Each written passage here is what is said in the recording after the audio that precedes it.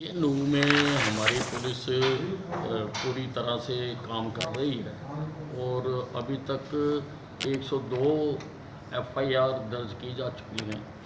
202 लोगों को गिरफ्तार किया गया है। 80 प्रिवेंटिव डिटेंशन में हैं और अभी हम जिनको हमने गिरफ्तार किया था उनको उन्हें माननीय न्यायालय के सामने पेश किया था और 1 दिन का रिमांड मिला था। तो उनसे पूछताछ की गई है और काफ़ी बड़ी जानकारियाँ मिली हैं।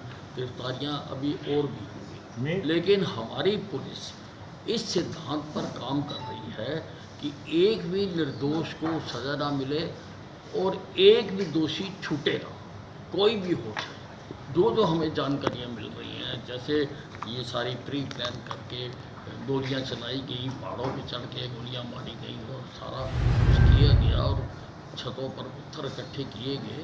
तो सारा हम एक एक की जानकारी ले रहे हैं और उन सब के खिलाफ कार्रवाई कर रहे हैं। सर, जो बुलडोजर चलाया गया है झुग्गियों के ऊपर, तो क्या झुग्गियों के ऊपर ही चलेगा या कहीं और भी जो दोषी पाए जाएंगे उनके संपत्ति भी तोड़ी जाएगी?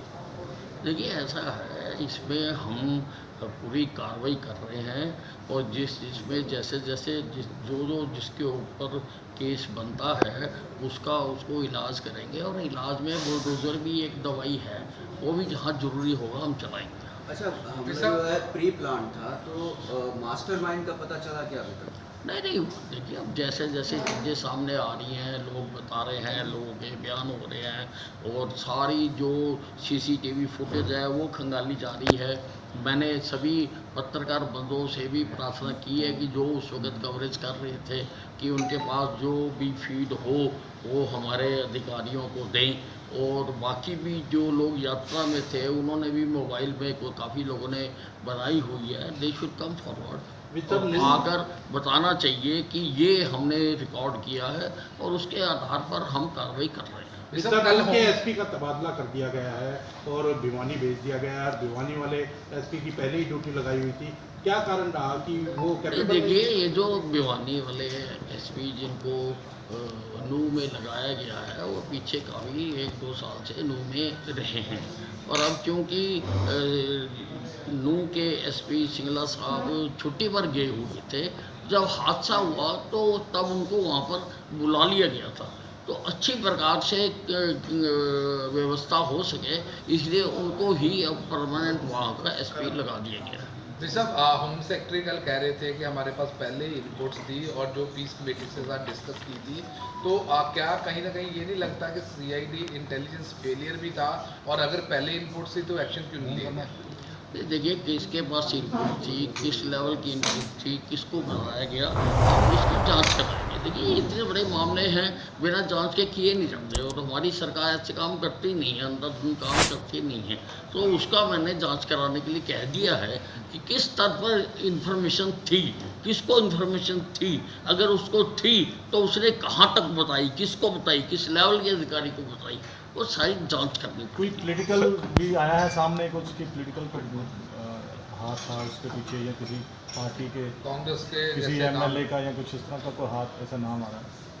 नहीं, बहुत लोग नाम ले रहे हैं, कई तरह के नाम ले रहे हैं, उनके बयानात भी हैं, लेकिन हम पुख्ता जानकारी इकट्ठा कर रहे हैं। इकट्ठा करने के बाद ही कार्रवाई करेंगे। आज शुक्रवार है, आज जुम्मे की नमाज है, तो किस तरह से देखते हैं? आज कोई बातचीत हुई है आपकी वहाँ भी प्रशासन से कि किस तरह से एहतियात बरतें? नहीं, मैंने नू और आसपास के सभी जिलों के डिप्टी कमिश्नर से खुद बात की है। सब पंजाब राजस्थान की कुछ सस्पेक्टेड गाड़ियाँ भी वहाँ पर देखी गई हैं, वीडियोस मैंने खुद बात की है और वहाँ के मौलवियों से भी हमने बात की है।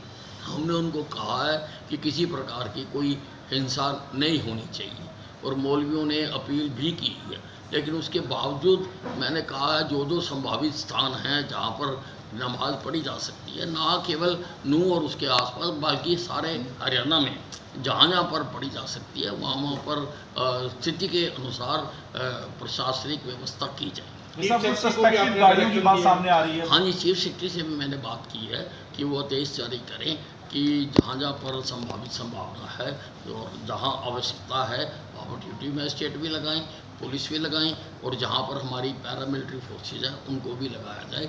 और सबको, हम किसी को अपने धार्मिक अनुष्ठान करने से रोकना नहीं चाहते हैं, लेकिन किसी प्रकार का कानून कोई हाथ में ना ले, उसको हम देखना चाहते हैं। सर नूह सर, के अलावा और राजस्थान भी के- जो डिस्ट्रिक्ट हैं उन पे हाँ, भी नहीं, थोड़ा सारे अलर्ट है। हरियाणा में काम है। सर, राजस्थान के मुख्यमंत्री अशोक गहलोत जो है वो आरोप लगा रहे हैं कि मोनू मानेसर को पकड़ने को लेकर जब पहुंची थी राजस्थान की पुलिस तो उस समय सहयोग नहीं दिया गया था, उल्टा राजस्थान की पुलिस पर जो है FIR दर्ज किया गया। नहीं, अब देखिए जी, गैर जिम्मेदाराना ये जो कांग्रेस के चीफ मिनिस्टर हैं, ये they are known for it. सारे हिंदुस्तान में ये गैर जिम्मेदाराना बातें करते हैं। कौन सी पुलिस को आपने रोका? कब रोका हमने? वो आए पकड़े, उनका मुजरिम है। हम भी तो जाते हैं बाहरले प्रदेशों से पकड़ने के लिए, सभी सहयोग करते हैं, हम भी सहयोग करेंगे। तो मुख्यमंत्री जी ने जब कह दिया सहयोग करेंगे, मुख्यमंत्री से बड़ा भी कोई मुखिया होता है? मुख्यमंत्री जी ने कह दिया कि आइए ना, आप पकड़िए, तो फिर क्यों क्यों नहीं पकड़ते? क्या लगता है वो बयान दिया उन्होंने उसके बाद? नहीं, अब ये सारा देखो, ये राजनीतिक है, पर अब ऐसे मुद्दों के ऊपर, लोगों की लाशों के ऊपर राजनीति नहीं करनी सर चाहिए, पंजाब कभी नहीं हरियाणा करनी चाहिए। सर, मोनू मानेसर जो है वो अभी भी टीवी चैनल्स के ऊपर जो है वो डिबेट में हिस्सा ले रहा है, वो कहाँ है, उसकी एक्चुअल लोकेशन क्या है, उसको पकड़ा जाएगा नहीं पकड़ा जाएगा, राजस्थान में है या फिर हरियाणा में है, किस बिना पर वो टीवी पर बैठ के डिबेट कर रहा है, उसको पकड़ा क्यों नहीं जा रहा अभी तक? मैं नहीं लगता उसको पकड़ा जाएगा, हर हालत में पकड़ा जाएगा। उसने जो जुर्म किया है उसको सज़ा मिलेगी, डेफिनेटली मिलेगी। सर पंजाब हरियाणा की कुछ संदिग्ध गाड़ियों की बात सामने आ रही है, क्या कोई ऐसा इनपुट है कि आप, क्योंकि आप पहले भी कह रहे हैं कि सोची समझी प्लानिंग से हुआ ये, तो बाहर से गाड़ियां और लोग आए? कुछ लोगों ने वहाँ कहा है कि बाहर से भी गाड़ियाँ आई थी, लेकिन हम उनके क्लेम को सर्टिफाई करेंगे, और अगर आई थी तो बाहर से भी पकड़ के लाएंगे। और सर ये बुलडोजर की जो कार्रवाई हो रही है, क्या ये अवैध निर्माण पे हो रही है, या आपने कहा कि इलाज देखिए, करना जरूरी है? मैंने कहा कि जैसा जैसा कुछ होगा वैसी वैसी सज़ा देंगे, और सज़ा में दवाई, इलाज में बुलडोजर भी एक दवाई है। सर, झुग्गियों पर जो कार्रवाई हुई है वो अवैध निर्माण का ही मामला था या इन लोगों से जुड़ा हुआ मामला? नहीं, वहाँ पर तो अब किसने करी है कार्रवाई उसको पता करेंगे, और किस कारण से किया है। मिस्टर, रोहिंग्याज की भी बात आ रही है कि वहाँ काफ़ी संख्या के अंदर रोहिंग्याज ठहरे हुए हैं। अभी ये झुग्गियों की भी कार्रवाई हुई है, कोई ऐसी आपके पास रिपोर्ट है कि और कितने रोहिंग्याज जो हैं वो नहीं, वहाँ? देखिए, सारी रिपोर्ट गैदर की जा रही है और तथ्यात्मक रिपोर्ट गैदर की जा रही है। जैसा जैसा होगा, मैंने आपको बताया, वैसी वैसी कार्रवाई करेंगे। बेवजह किसी को परेशान नहीं करेंगे। राहुल गांधी को आज राहत मिली है, लड्डू बांटे जा रहे हैं। कैसे देखते हैं? जश्न मनाया लड्डू बांट रहे हैं, बस जैसे देखिए, हमें क्या फर्क पड़ता है? लड्डू बांट रहे हैं। राहुल गांधी तो वही है ना, जो सज़ा से पहले था और सज़ा के बाद है या माफ़ी के बाद है, वही राहुल गांधी है। हाँ, हमें उससे कोई दिक्कत नहीं है। लड्डू बांट रहे हैं। नहीं, लड्डू खाएं चाहे भंगड़े पाएं, हमें उससे कोई फर्क नहीं पड़ता। आपने कहा था कि इसके सारे एपिसोड के पीछे कोई मास्टरमाइंड था, वो मास्टरमाइंड आपने पर जो है क्या अभी तक? नहीं, ये सारी जो जांच हो रही है, ये सारी बिल्कुल लग रहा है, ये जो सारी जांच हो रही है, इस प्रकार से जिस तरह की प्लानिंग की गई, जिस प्रकार से मोर्चेबंदी की गई, जगह जगह पर मंदिर के ऊपर पहाड़ है, पहाड़ के ऊपर मोर्चे बनाए गए, एंट्री पॉइंट्स पर मोर्चे बनाए गए, ये बिना योजना के थोड़ा होता है, ये अकस्मात थोड़ा होता है। हर आदमी के हाथ में लाठी थी, लाठियाँ वहाँ पे फ्री बट रही थी, किसी न किसी ने व्यवस्था की है लाठियों की, गोली चली है, गोलियाँ वैसे ही लोगों ने रखे हुए हैं, हथियार कोई ना कोई लेके आया है हथियार। तो ये सारा प्लानिंग के साथ हुआ है। ये देखिए, ये बहुत बड़ा गेम प्लान है और हम इसकी पूरी गहराई तक जाएंगे। इंटरनेट कब तक बाहर कर दिया जाएगा? इंडिकेशन मिला है कि मास्टरमाइंड किस तरफ है, कहाँ है, आउटसाइड नहीं, द स्टेट है, आउटसाइड द देखिए, we should not rush to any early conclusion. सारी चीज़ें बात करेंगे और फिर करेंगे। मैं कभी बिना मतलब ऐसे कभी किसी पे वो नहीं करता। इंटरनेट कब तक बहाल कर दिया जाएगा? क्योंकि नहीं, जब तक ये सारी कार्रवाई चल रही है और वहाँ पर शांति स्थापित हो जाएगी। कर्फ्यू में बीच बीच में हम ढील दे रहे हैं और समय समय पर जो अथॉरिटीज़ हैं वो असेस कर रही हैं। जैसे जैसे असेसमेंट होती जाएगी वैसे वैसे इंटरनेट को खोलते जाएंगे। विशम मोनू मानेसर का भी कहना है कि उसको इस मामले में जबरन जो है फंसाया जा रहा है। उसके खिलाफ जुनेद और निसार वाले मामले में भी कोई गंभीर धाराओं के तहत मामला नहीं दर्ज देखिए, है। उसके लिए जो कोर्ट है, जहाँ जो पुलिस कर्मचारी उसके खिलाफ कार्रवाई कर रहे हैं, वो उसके लिए उचित कार्रवाई कर रहे हैं। इसके उस बात से तो कोई इस केस के ऊपर असर नहीं है। भाई साहब, एक नया एस्पेक्ट जो है वो निकल कर सामने आया। कल गृह सचिव गृह ACS अधिकारी ने बताया कि सबसे पहले जो है वो साइबर थाने पर जो है वो अटैक किया गया। किस तरीके से देखते हैं?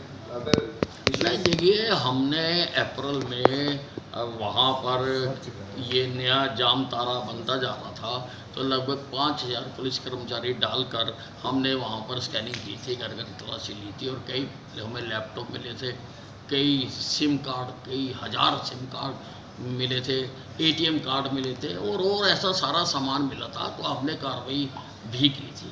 और अब जो साइबर थाने पर अटैक हुआ है, वहाँ की फाइलों से छेड़छाड़ करने की कोशिश की गई है और वहाँ किया गया है। हम इस एंगल से भी जांच कर रहे हैं, अधिकारियों को मैंने कह दिया भी इस एंगल से भी जांच करेंगे कि कहीं ये साइबर ठगों ने तो थाने पर अटैक नहीं किया। ठीक है सर, थैंक यू। नहीं, देखिए ऐसा है, लगातार वहाँ पर पीस कमेटीज़ की मीटिंग्स हो रही हैं और वहाँ के लोगों को भी बुलाया जा रहा है, कहा भी जा रहा है, वो जितने भी तरीके हैं वो सारे अपनाए जा रहे हैं। साहब, कोई जिस तरीके से सिक्योरिटी लैब्स की जो बातें निकल कर सामने आ रही हैं, कोई हाई लेवल कमेटी का गठन जो है वो किया जाएगा जो सिक्योरिटी लैब्स, खासतौर पे CID का जिक्र करें, जो सिक्योरिटी लैब्स जो देखने को मिलती है, अभी सूचना पहले थी। देखिए, ऐसा है, एक स्टिंग ऑपरेशन हुआ है, वहाँ पर एक इंस्पेक्टर उसमें कुछ कहता सुनाई दे रहा है, वो जो वीडियो है वो मैंने ACS को भेज दी कि ये जांच करने के लिए कि अगर उसके पास जानकारी थी तो उसने किसको दी, कहाँ दी और किस लेवल तक दी, किस तरह के कार्यक्रम की उसको जानकारी थी, वो मैंने लिख दिया।